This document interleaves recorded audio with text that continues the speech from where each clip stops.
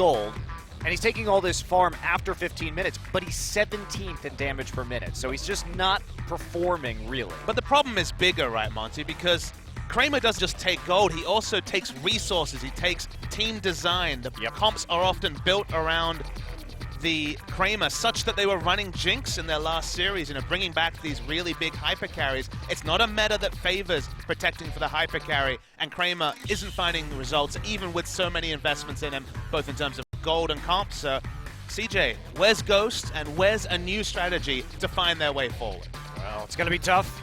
And looking at the bans, Karma and Azir banned out first. No surprise with the Azir ban while Kuro is playing, but the Karma ban, ROX Tigers may not want to pick that one up as a possible first pick here. So Karma's actually really risen up. If you look at the win rates in Champions, 67% win rate in the mid lane, 71% in the support role, and actually the highest win rate champion picked over 20 times in Champions this season. So Faker's shown the way on the mid lane, Karma and the support applying pressure as well. Yeah, been absolutely huge for them. Trundle banned out here by CJ Entus. I don't really know if that's going to be the major threat, because I guess they want to run a tank in the top lane, tells you that they're not going to, I don't think Smed would really take that one given the current meta, but we'll have to see which way he is going to lean this evening. And let's see what CJ Entus, agonizing over their last ban. It will be the Lucian, taken away from Frey. I mean, if you blink, this looks very much like a 6-10 ban list. 6-11 has come through. We expected a lot of change. We did see a series yesterday with no Triforce top lane picks, and now with Nidalee open, in fact, all junglers open, the Rek'Sai also open, Kindred is the first pick for ROX Tigers. Now, the reason why they did this is Kindred has been one of the very few champions that CJ can win with. So this is as much of a great pick for Peanut as it is a denial pick against CJ. And CJ enters as an orc because Bubbling actually found a lot of success, relatively speaking, on the Kindred last season as well. So plenty of power, so they're not going to rush to pick a jungle pick unless they want to start to deny information on the red side. So much available. Well, I don't think you're going to really think about taking the Nidalee here unless you want a Braum to be taken against you very early, and Gorilla is certainly capable of playing that Braum. Let's see if Haru's actually going to lock in the Nidalee or not. And we could be looking at a Hecarim pick here. That would be our first one, and Jhin as well. So Hecarim, one of the champions that did get a boost from the Trinity Force buffs for sure. And there was some changes, I should say. There was some Hecarim jungle coming out of, I believe it was LGD. I think Amy was playing. Of course, LGD on their first best of 3 of the season. Usually referring to LGD would actually be something that you should take a note from. Of course, the team has struggled extensively in 2016, but tank jungle Hecarim was the choice. There could still be a top lane Hecarim, but with the changes to Ghost being a very big indirect buff to Hecarim, there is certainly some possibilities for this champion. Can go full tank and be very disruptive in a team fight, as our overlays decide to be darkened. I guess. So nothing is wrong in the game, however. So it looks like we will be locking in the Sivir and the Vladimir still being hovered right here for Kuro. Definitely priority pickup for them, and they will be locking in the Vlad. And I've got good news. Swain is still available for the ROX Tigers, Monte Cristo. No. Yes? Yes, it is. I'm not your dog. Can't tell me off like that. I can tell the ROX Tigers, they're an animal, though. That's true. They call me the Tiger Tamer, Papa Smitty. Do they actually? That's right. Monty Tiger Tamer Cristo. I thought that was SK Telecom. Fair enough. Baker the Tiger Tamer. Well, BDD is going to actually take the Cassiopeia into the Vladimir here. It's been a champion that we really haven't seen since the Mage rework. It is a champion that traditionally did well against Vladimir, just because Vladimir can't out-sustain through the exchanges with Twin Fang. So irrespective of some of the tweaks towards the kit of Cassiopeia, we still expect that to be a pretty good laning matchup, but can be hard to team fight with Cassio, the short range. Yeah, I think the Braum very likely against the Jhin. For the likes of the ROX Tigers, they could also just try and tie up the front line with the ultimate from Bard, but kite ability, you'd think Braum would be coming in at a premium, considering that Italy still might be a possible jungle pick here, and instead, we may be looking at a top lane Rumble. Interesting. So we're seeing Rumble. I believe this is maybe the first pick. It might be the second of Rumble. I think it's the second pick we've seen of Rumble. Smeb actually played it previously. post the changes. Smeb was always a really big Rumble player. He wasn't the Maokai type, he was definitely the Rumble type when we're talking about previous top lane metas, and it's one of those champions that with the ability now to flame spitter the minion waves can push so much more effectively, can jungle follow as well. So this has more options in laning phase than he used to. So it is a blind pick top lane though, because they're not sure about where the Hecarim is going. We have the extra information of the Ghost Summoner spell, so it's looking like Hecarim top. Definitely looking like the most probable option. ROX Tigers will be very reliant on the Bard ultimate for engage here with follow-up from the On the Hunt from Sivir. Let's take a look. We may see a return to Shen. Untara did play the reworked Shen previously this season. He's one of the first players to actually bring that out here in Korea. This is a risky matchup, because if you take Shen, probably going to be no kill pressure, can happily itemize into Spirit Visage, but you can't build the Sunfire to even hope to control the wave. And in the past, if you got a Sunfire, Rumble couldn't push that well with Q, you were pretty even. With the changes, and now there being no cap to minion damage on that flame spitter, I actually expect a pretty heavy pushing advantage for the Rumble. Yeah. Also, some pretty nice dives possible with the combination between the Kindred and the Rumble. For those of you guys who missed the actual change to Rumble, what we're talking about is the minion damage went from 50% from his flame spitter, his Q, to 100% a couple of patches back. So it's a little bit surprising that we're seeing Rumble now, because he was theoretically viable previously.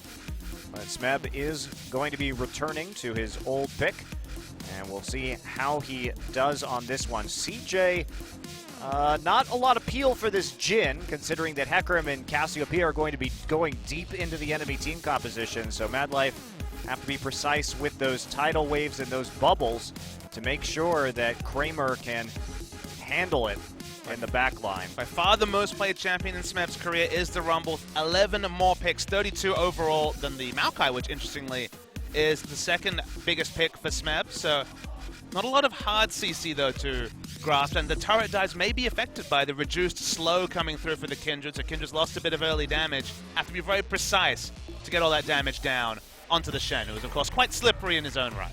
Now, I really like the fact that they're playing the Rumble here, but we're going to get into Game 1, guys, right now.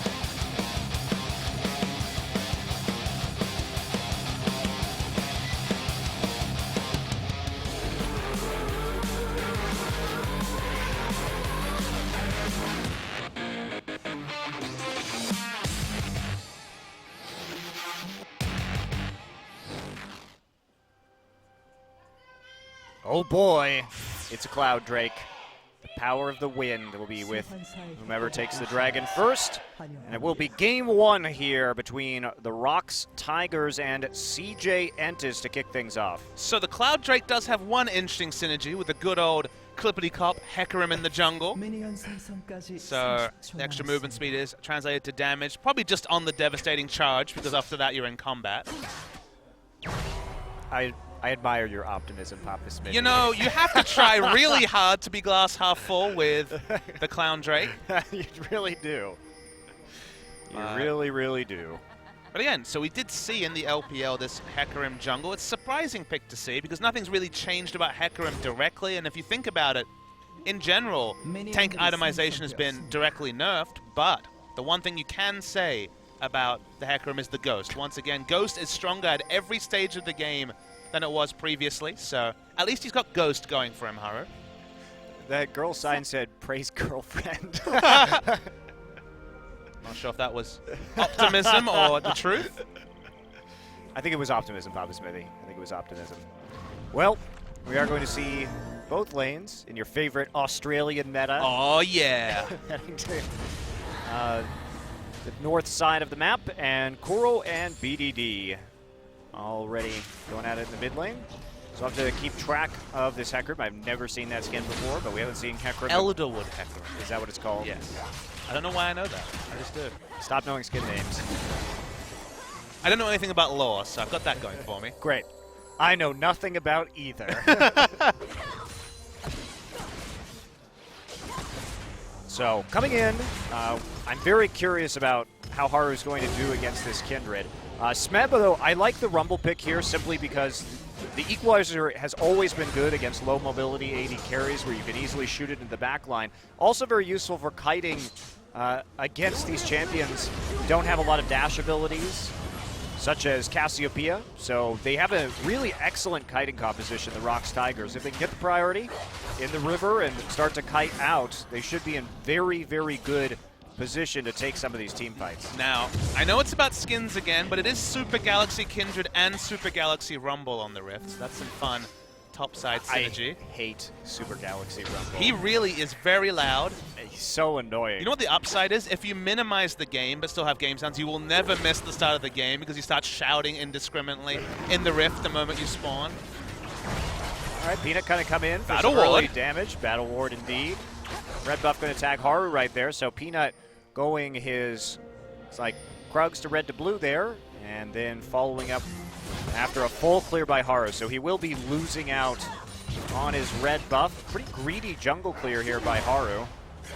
This is the sort of gank path that, again, the Battle Ward Peanut was known for when it was in full flight during the regular season. Is that what wards do? They fly? They do. They fly so high. Blue wards fly. I'll give you that one. That's true. Peanut here. Pop over the wall. And not going to get rooted out there by the Jhin, sidestepping that. So they do at least prevent a little bit of that counter jungling. You know, one of the big differences between Peanut this season and Peanut last season is that he led all junglers, and in fact all players, last season in terms of his first blood participation rate. And this season he is the lowest of all starting junglers with only 17%. So that's a bit of a disturbing trend for Peanut, and he's struggled to really get on his feet and play that aggressive style we know him for in the summer. I mean, the ROX are #1 in the league for wards per minute. Hasn't done them very good in terms of game wins, but they're warding a lot. It's just really weird to see them go from last place in wards per minute to first place in Peanut. Is it that weird? Because this is the same team with the guy that went from being a pumpkin to being the man we now know as the top lane carry in Smeb. So this team is known for pretty drastic transformations. That's true, but as an entire unit, you would not expect that. You Good synergy, team synergy. Definitely not expect that. So I actually really like the last pick Jhin that we saw from CJ Entus. I feel like Jin's power is pretty much proportional to how strong the enemy frontline is. So whether that's the amount of tanks or just how ahead or behind those tanks are. You look at the ROX Tigers, it's very much a carry top in the Rumble. The front line is really only Kuro on the Vladimir, who doesn't want to itemize a lot of armor. If Kramer gets ahead or in any way CJ do well, you could definitely see the Jhin doing pretty massive damage because there's a lot of people to shred. The fat amounts of AD he's going to be able to stack up. I just don't think he's going to be able to actually get any attacks off because if he enters his ultimate, that Rumble's just going to fire the equalizer on top of him. So I think Smeb will be in a very good position to do that, and they did pick Rumble intentionally into the Jhin. So they knew that that was going to be an option here. We don't see the Jhin really doing much lane bullying this time around. Helpful to have that Bard there with the Thunderlords to provide some early damage and discourage what can be very lane dominant performance from Jhin. Speaking of lane bullying, we're just seeing the Cassiopeia lane matchup right now. I'm actually going to track the skill order because when the champion was just reworked, it felt like there was almost all the power of the kit was in the queue. Yep. But last time I watched Cassiopeia, I think it was Faker playing it on stream, he was maxing E, so Interesting. There was a big change, though, with how cooldown was calculated. It's a flat 0.75 second cooldown regardless of the target is poisoned. So you do Twin Fang a lot more than you did just after the rework. So there might be that different priority in that ability now. Need more information, so we'll track that when we move over to Cassiopeia. Well, Chilling Smite here for Haru, adding at least some CC to the Hecarim kit, but he hasn't really found very many viable targets. Still doing a pretty good job of farming, despite the invades here from the Kindred. I feel like ROX have drafted around the Hecarim pick really well. If you try to draft Ashe into Hecarim, you have a bad time because he just gallops at you and there's nothing you can do. But Sivir fights with her tanks and with her damage dealers in the middle of a fight, so should be able to position very aggressively. No one really on the ROX Tigers is going to be that susceptible, you'd have to say, to the Hecarim ult. But Hecarim is the master of disruption. So again, if it gets tanky enough, or if the game goes long enough, should definitely be very relevant in fights. But CJ have drafted almost exclusively about games going long, but kind of given it away in the early game, whether it's in Dragon Control or just, you know, losing out to superior opponents. So let's track to see if they can stay even as this game goes on. It's also just been about their team fighting, which was so excellent Exactly. last season, but it's really been falling flat on its face. They, I really actually, we didn't talk about this, but it's like we will see the smite steal there from Haru. I like the fact that ROX prioritized the Vladimir here, because CJ has had an extraordinarily hard time kiting Vladimirs. They're really, really bad at kiting Vlads, and we've seen just a ridiculous amount of success. We saw Jin Air absolutely wreck them with the Vladimir because they refuse to get out of range of the big tides of blood right in the middle of 4 or 5 members of their team. And are you excited about Sivir popping the ult, a Bard ultimate coming down, and then Hemo played into Equalizer? Oh, baby. Yeah, that's going to be a good one for sure. And it's going to be first item, going to be the Proto Belt for Smeb. It looks like he started with a Ruby Crystal, so of course, if you're a Legacy Rumble player, heavily expecting Haunting Guys, and it still might be the Haunting Guys, but this build does go into Proto Belt, which is Kindle Gem and the Revolver, so probably going to be Proto Belt, which is a bit of extra burst, but you don't really think of Rumble as a sort of champion that profits from it, but it could definitely be relevant to getting into melee range for that Flame Spitter. Yeah. And looks like Kuro will be probably going for Spirit Visage first. But my hope here, Papa Smithy, is double Proto Belt Sivir ult, where we just see Kuro and Smeb rocket launch themselves into the middle of the enemy team. That would be quite hilarious to watch, and something that I've never seen before. So when ROX were in their full flight last season, it was a lot of everyone is an initiator. Now it's just everyone has a million gap closes and gets in there aggressively anyway. They don't have the Ashe for initiate, but could certainly have a lot of teamfight damage. It's going to be a big gank. Yeah, will be, that's for sure. There's a magical journey. Looks like somebody's going to get out right there. Gorilla is just going to get charged down and die. Popped the journey, but then walked right away from it. Prey manages to survive off of the split, but they do have to sacrifice as Haru gets in from behind. BDD, just to confirm, is maxing the Twin Fang first, so that seems to be the new max after the cooldown tweaks. Yeah, Untara, though, did use a Stand United to get to that top lane. Proxy farming now on the bottom side from Smeb. So he at least will punish this. He had already, as you were noting, gotten that turret down very low. Merc Tread, Spirit Visage, not the best early game build here to push that wave. Now, any sign of the Cinder or the Sunfire cape. So Untara has been struggling, but at least they turn it back with a kill. I feel like if you just think about this matchup, Shen is definitely going to have better trades than he used to with the ability to just max Q and actually do relevant damage, but just because he's not going to be able to itemize into that Balmy Cinder early, inevitably with the extra wave pushing available to the Rumble, it's always going to be a lane that's going to be heavily pushed in from Shen's side, so the matchup definitely going to plan. And one thing I want to mention is that Gorilla, this guy was, put as one of the best players in the world last year. Certainly had an excellent spring season, almost exclusively playing that Alistar, but certainly been dying a lot. Well, the Bard has certainly been one of the champions he's been most guilty on, but he's actually #2 in the league behind only Hachani for most deaths this season. I love the fact that Hachani I know, it's so great! But if you think about it, he hasn't had Hachani moments, he just dies a lot. Yeah. He plays a lot of melee supports like Taric that really end up dying, so I guess it makes sense to some degree. His Taric games were pretty abysmal. He really didn't seem like he knew exactly how tanky that champion was. And really struggled with that. Well, at least we can say at least the dodge field will prevent the overheated Rumble auto attacks, but that's about all it's going to be good for in this particular matchup. We didn't actually track the interaction between Ricochet and the dodge field yesterday. I would assume that if the first target is in the dodge field, then the auto attack won't apply, so Ricochet won't apply. But again, it's only it's only theoretical. In my solo queue games and in competitive, we've only just now been seeing a little bit of Shen. That is going to hop over the back of this wall and try and solo this first Cloud Drake. Try and reset it, get something perhaps a little bit more useful to them. A second Cloud Drake? Probably, knowing our luck, Papa Smithy. We saw some Infernals and Mountains yesterday. Look, here's an Infernal. Oh. Damn it, Papa Smithy. Damn it. I was really actually hoping for the sake of the joke that it was going to be another Cloud. Never let us down, Riot Games. Proto Belt completed for Rumble, so confirmed there. Man, these team fights could be pretty explosive, and I guess that's the thing, is so you think about champions that build Proto Belt, you think of Ahri and Annie and champions that really have one burst rotation.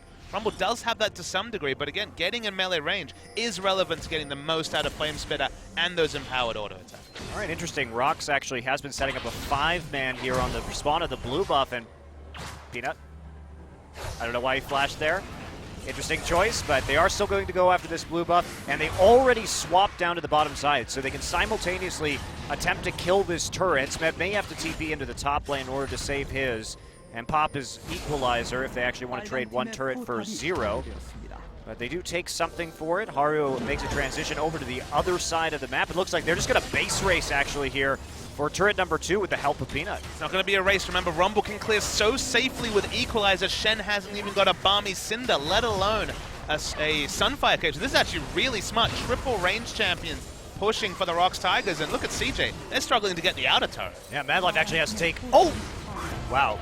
Looks like he nearly was able to nearly died right there, but the last turret shot didn't actually connect. So let's take a look at what's happening in the mid lane. Not a whole lot so far. But that decision is the most ROX Tigers-esque play we've seen in, what, 12, 13 games from them this season. They certainly looked like they were still on vacation for at least the first few games, but waking up slowly. And a sleeping giant for sure, the ROX Tigers. Yeah, they chipped down that bottom turret with Smeb's pressure, and like you said, Untara had itemized purely for magic resistance at that point, so when they swap Prey back down there with the BF sword... Shut up. That's right. With the BF sword, they were able just to clear out that tower. They had the better wave clear, they had the advantage with the ranged jungler, so trading 2 for 1 in terms of those turrets. They also managed to deny the blue buff from going over to Cassiopeia. Of course, needs it far more than Vladimir does. But think of the only team that's made moves like that this season, the only team that's certainly on a different level. That's the sort of move that SKT has been so smart about doing. They look when a person is itemizing purely for one statistic, rotate their AD carry because it's usually magic resist against the likes of Elise, Maokai, Echo, etc. in the previous meta, and take advantage, but they also bring the jungler to open up the option for a turret dive, and because ROX did all those things, they got the inner turret as well, so it's got so many bonus objectives.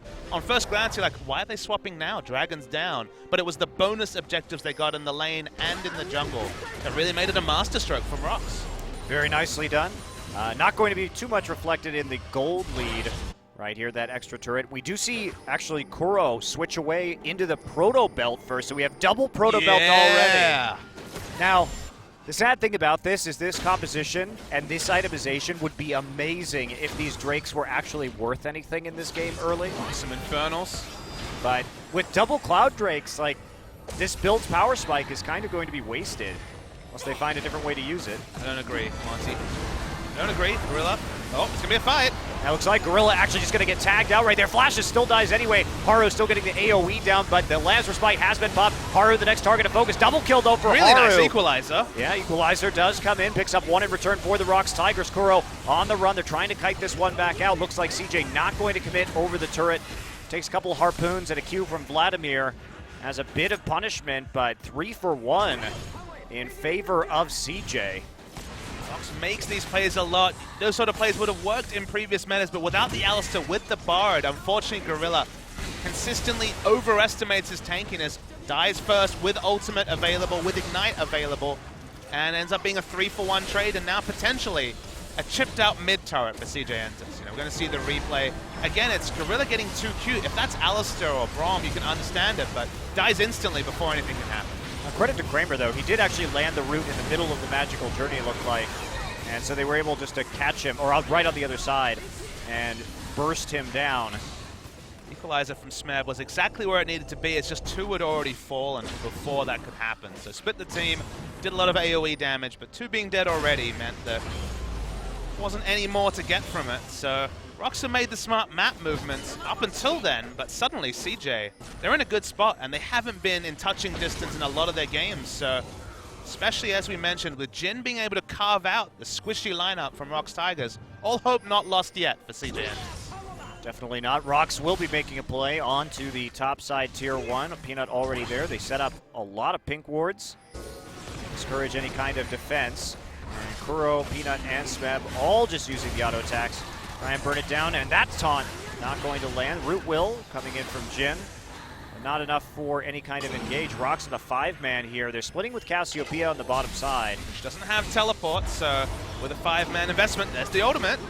Misses the binding though. Gorilla, not with the best mechanics there. Didn't actually time out his ultimate. At least they still get the turret, but they don't have any kind of TP to actually respond. On the bottom side of the map, they're going to try and take an extra objective in the Rift Herald, and BDD just very slowly working through that tier 1. So probably see the Rift Herald go to Smeb. He is a melee champion, so the overheat auto attack plus the flame split is going to be doing this crazy trade damage. I noticed a sheen in the inventory of Haru and now a Ruby Crystal. Trinity Force from the jungle after a Cinderhulk. They're going to be very, very squishy, but Trinity Force for a Hecarim was probably buffed. You don't have the movement speed anymore, so it's a slight nerf there, but 20% cooldown reduction opens up options, and Iceborne Gauntlet's been nerfed, so I'm thinking it might actually be the Trinity Force Hecarim. Yeah, and getting those extra Sheen procs on the Rampage too with the CDR, quite nice. ROX still working on these outer turrets. They are going to have to back out right now. Protobelt use Haru in from the side, though. He's going to get that ultimate off of Fear Peanut. No one actually getting a kill. Untara still going in. Peanut going to live with the Lamb's Respite. Tidal Wave rolls through. Not going to hit anybody. Gorilla on the run. Will be chopped down there by the likes of BDD, hitting with that Twin Fangs. And there's 3 kills already in favor of CJ Entus, and they're going to get the mid-turret. Big overextension from the ROX Tigers. It was really nice to see CJ coming in from multiple corners. This is one of the original teams that pulled off the flank maneuver back in the Blaze days. And now even with the new lineup, smarts coming from both sides. So much flexibility because the Hecarim is a one-man initiation train. They will take this inner turret as well. And CJ Entus opening up this game. Yeah, doing a good job here playing that defense, and Haru really pulling off this Hecarim well. See, Haru alone is forcing the ROX Tigers to go in every direction, so Kramer actually is under no threat. He takes some equalizer damage, has to walk off it, but again, he snipes out Peanut. Is actually really nice snipe there, and probably poor positioning from some other members. Some people just die to the AoE damage and the Ignite. And ROX kind of all at sea in these engagements. Just great engages. The synergy between Untara and Haru on point. The Stand United coming in with that Hecarim ult did a lot of work right there, and now ROX Tigers find themselves down 1 kill to 7 and nearly 3,000 gold in the hole.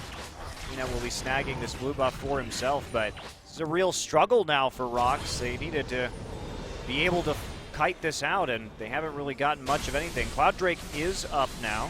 Now you can see that from the items, these fights are going to be played in phases from CJ Entus. Basically, Untara and Haru are going for selfish magic resist. You could understand Locket for the Hecarim, but they're going to go for double Spirit Visage, dive, try to occupy 3 people's time, and then Kramer will be free to fight in the backline because BDD can fight next to him and basically dissuade with ultimate or damage anyone trying to dive onto that Jhin. And so tanky are Hecarim and Shen piggybacking in the front line. They could actually be able to get free auto specifically onto Kramer because no one will actually be able to walk past Hecarim, Shen, and navigate Cassiopeia to get specifically to that Jhin. And if they do, Nami's there as well.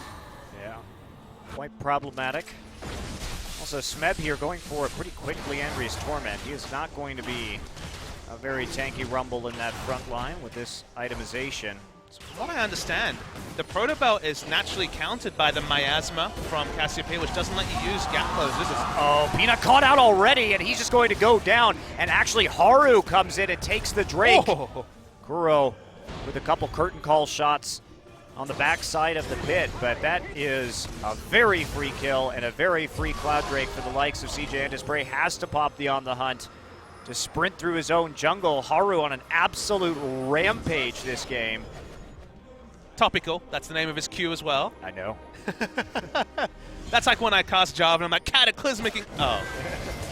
All right, Haru's going to get stunned up here by the Cosmic Binding. Takes about 50% of his HP. Now going to get caught out, but the Equalizer sort of wasted. Still going to use the Stand United on him. See if they can actually save their pony in the jungle. Looks like the answer is going to be no, as Kuro sprints in from the side using that Ghost to try and get some kills. Flash forward. There's the pool to slow them down. Mad Life taking a lot of damage here. And Gorilla with another flash finally lands that Cosmic Binding. Untara getting low. Mad Life also burning to death on the side. And it will be 3 kills and a possible Baron attempt here from the ROX Tigers. Once again, BDD's on the bot side of the map, split pushing without teleport, so CJ could not afford to be that far overextended. Once Haru had used his ultimate, there was no way for him to escape. They're going to have to trade tank pretty well because they have no tanks on their lineup, but this should be Baron unless BDD has an answer.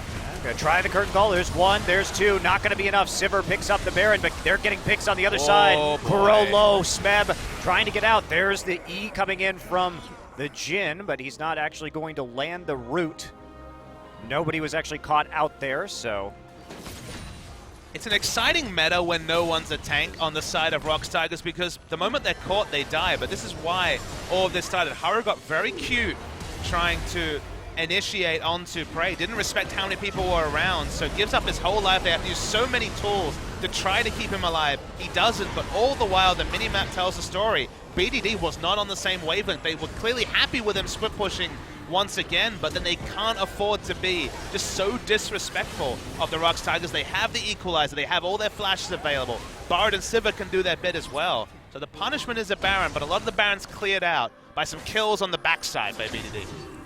We'll see if the ROX Tigers can actually convert this into any kind of turret lead or any objective advantage at all. But yeah, you have to at least respect the Tigers' damage in this game, if nothing else. If you get caught out like that and they can isolate a target, they will burn them down extremely quickly. Smeb going for a Void Staff now, so looks like ROX have pretty much committed themselves to making picks in this game. They also, again, need to kill the Hecarim Shen in the front line to get anywhere near the carries, and the carries are the ones who've really profited. 8 kills and no deaths between BDD and Kramer, so the phases so far, if the tankiness holds true, is Prey. Curtain call, there's the slow, forces the flash, fourth shot.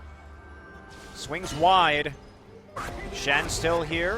Looks like he is going to recall, perhaps setting up for a TP or a Stand United play if ROX were to continue their aggression, but nice shooting from Kramer means that it's only going to be one turret on this Baron power play, but the ROX Tigers have very nearly gotten themselves back into this game when it comes to a gold total. Still going to be tough for them to finish this one out. Someone needs to kill Haru. That's the thing I think they might struggle to do. He's actually going to reinitiate. That's right. Prey in the front line. No flash this time for him, and he should fall very soon. As soon as the Landsper spike goes down, are going to hit the Bard ultimate, but to no effect whatsoever. Still lose 3 members in their own jungle as CJ comes in for the red invade. There's just nothing for CJ to take, though, in response. The pocket picks from the jungle have been so big in Champions. Beyond showed the Amumu early in the season, bought by the Gragas, did great things. And now importing the Hecarim pick from the LPL, I mean, they just have no answer to Haru. And it's a strange world where consistently this season, we've seen risky jungle picks. Remember, the Amumu game was against ROX Tigers. And now the Hecarim against ROX Tigers. You've got Kindred, one of the strongest dueling junglers, but consistently, enemy junglers are getting away with these edge meta picks against the most aggressive counter jungler of them all, Peanut. Yeah, and he's really struggling at 1 and 5 here. We also saw ROX. It seems like Peanut sometimes doesn't know the proper pathing or how to handle some of these junglers. Remember, they did lose to the Amumu pick because he wasn't playing aggressive in the enemy jungle But early. He was aggressive this game. That's surprise, is that now he's just so far behind in items, has a bit of everything with the Zeal, and the execution is calling to go with the Blood Razor, and I believe the Maw Malmortius. Yeah. Refresh my memory on that one. It's hard to see right now. But it's just a bit of panic stations, because again, I don't think anyone can cut down this Hecarim, who continues to farm, going to pick up the Gromp, has gone almost full tank, but after Spirit Visage feels like he's strong enough to start itemizing that Trinity Force, and then Prey. The damage is something you need to respect from this Hecarim.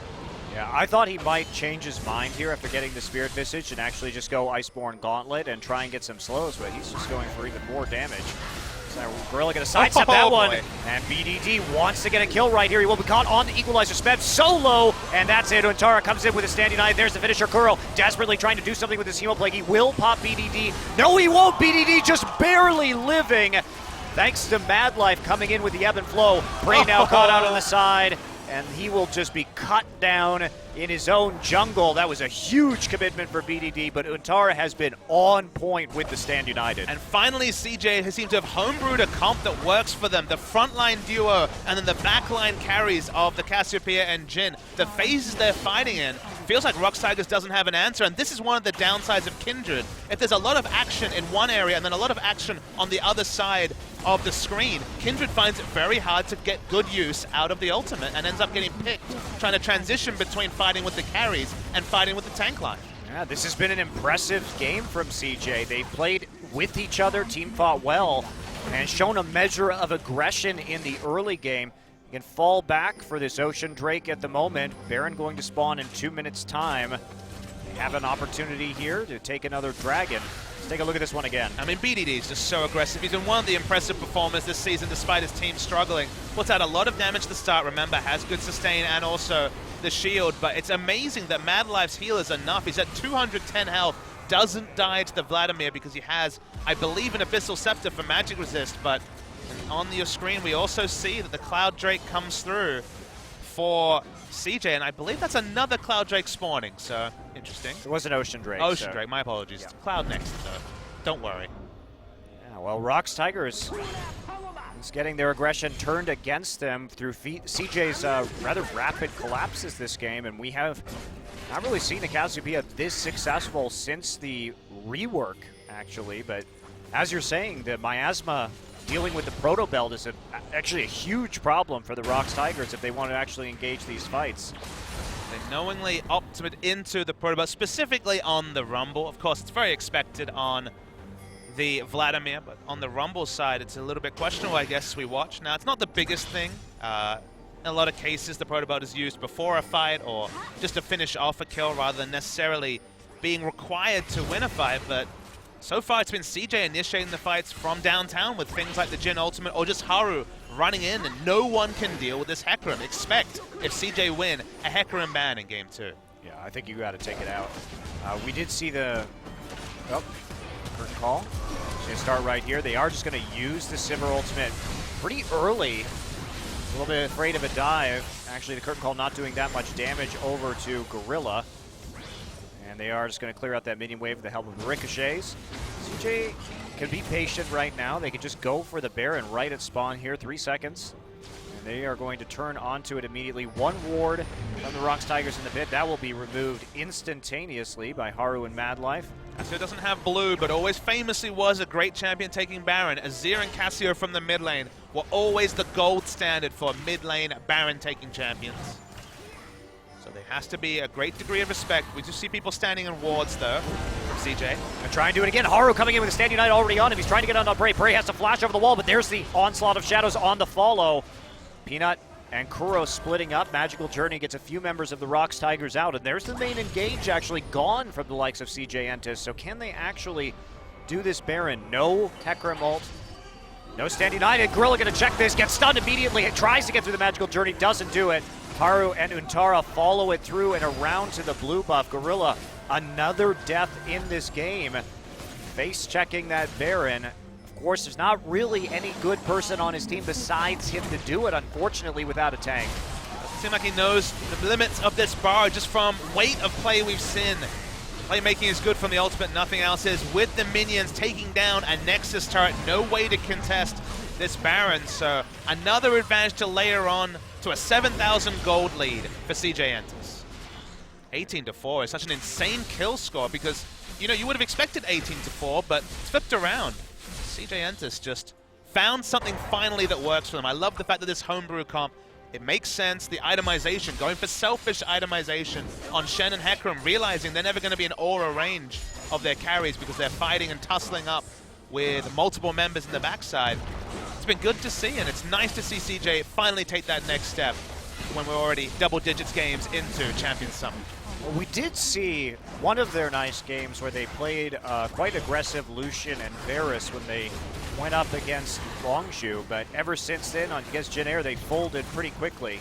Now they come out swinging in this one, and even though they made that mistake and gave up the first Baron of the game, they quickly course-corrected, stuffed the Baron power play of the ROX Tigers, and have been punishing them ever since.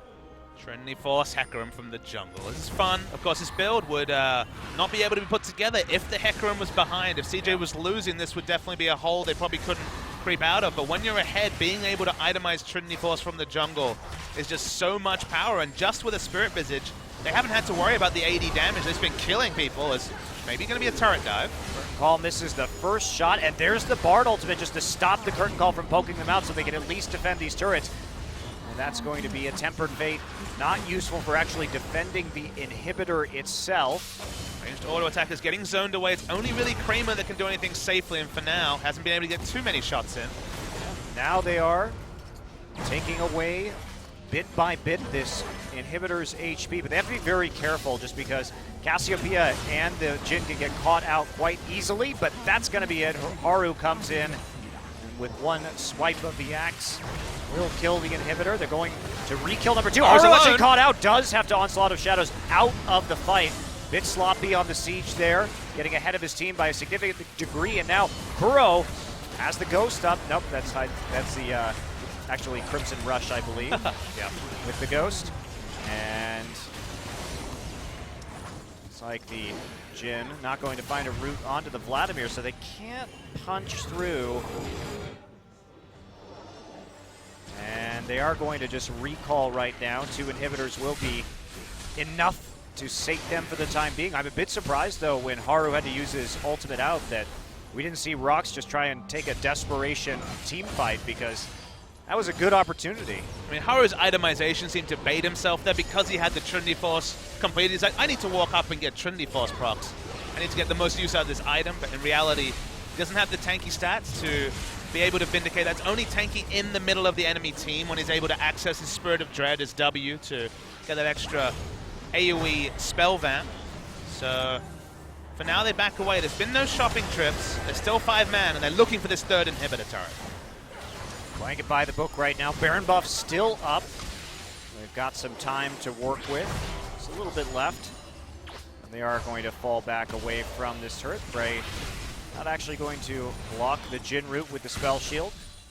3rd Cloud Drake of the game has spawned. It will be the last Drake before the Infernal, but for now CJ do not want to end their pressure onto this outer turret. Baron buff has fallen away, and here comes the curtain call again, looking for that poke. Frey has to use his ultimate, trying to get out of this one. Locket also popped as he walks forward. See if he can get a ricochet off, doesn't find it.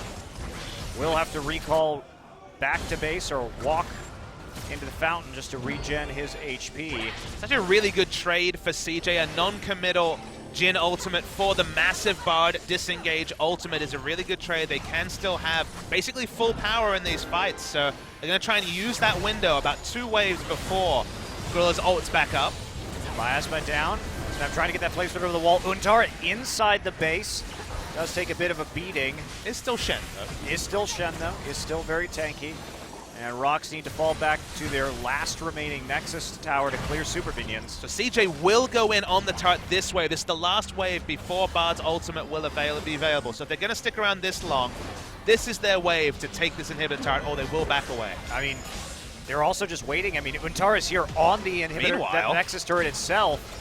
So Kuro uses that Tides of Blood, tries to get in there, but the Super Minion may just have this one. No, Frey falls back, but CJ plays an even game, and they don't have to dive. Instead, they get nearly the last Nexus turret. It's about 100 HP left, and then the top inhibitor turret as well. CJ has a lot of money at this point, though.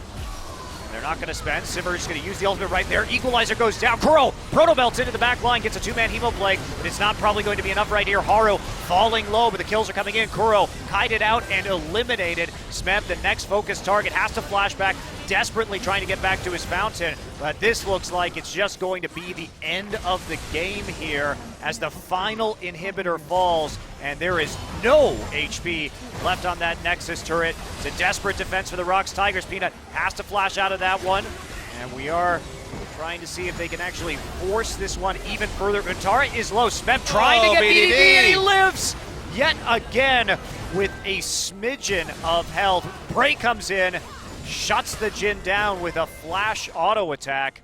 And he can't find the ricochet, though, onto the very low Untara and BDD. So they come out with something, but they also have 0 turrets remaining. And they get a reprieve, but of course the smallest of reprieves. The game hasn't ended, but still everything going the way of CJ Entus. BDD gets so much healing from each of these twin fangs. You can see 73 health on a 0.75 second base cooldown is pretty damn insane, as Elder Drake will spawn in 6 minutes from now.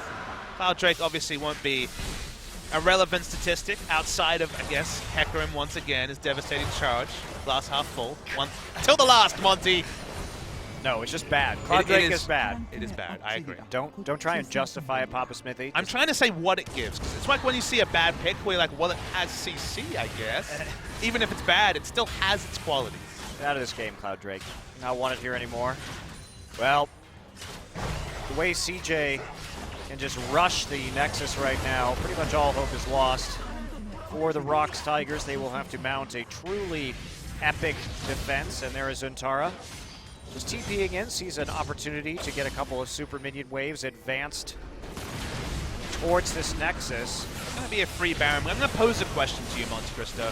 What is the problem with the ROX Tigers? And there's clearly quite a few. What's the biggest problem that you see in a game like, just in this game? Let's not look at the whole season, but what's gone wrong for ROX? Because the draft at least has some merits, not awful, like some of their Swain Vladimir hijinks. What's the biggest problem? Overcommitment and overextension. So they're getting cut off. They're not respecting possible global abilities in this game in order to make sure that they can actually press objectives as aggressively as they want to. And the biggest offender seems to be Gorilla.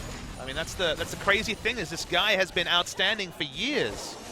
But something about the range supports really seem to be hurting, and that gets Kramer. Yeah, is that going to be enough, though? Again, there's a standing knight on a Kramer, and Prey nearly melted by the Hecarim. Free damage. Live. And here we go. Lamb's Despite will be popped. Kuro already almost dead. Pool will save him right now, but it's not going to be long. Haru actually falls to Prey there on his attempt to engage, but that's a quick double kill for the likes of BDD. Root onto Peanut. That's a dead Kindred. Triple kill for BDD, and that will be it for game one.